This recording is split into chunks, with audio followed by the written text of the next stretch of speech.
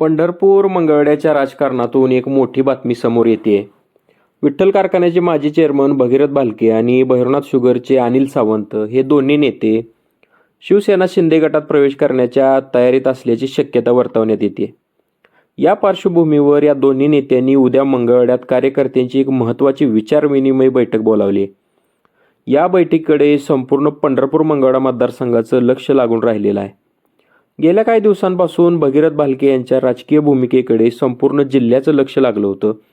अखेर उद्या होणाऱ्या विचारविनिमय बैठकीतून भालके आणि सावंत गट आपली पुढील दिशा स्पष्ट करणार आहेत. या बैठकीला मतदारसंघातील हजारो कार्यकर्ते उपस्थित राहण्याची शक्यता असून या निर्णयामुळे प्रस्थापित राजकीय समीकरणांमध्ये मोठी उलथापालथ होऊ शकते.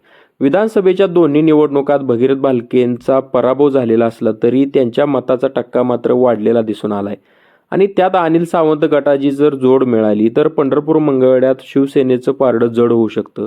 या संभाव्य पक्षप्रवेशामुळे भाजप आणि राष्ट्रवादी यांच्यासमोर नवं आव्हान उभं राहू शकतं. आता सर्वांच्या नजरा उद्या होणाऱ्या या बैठकीकडे लागलेल्या आहेत.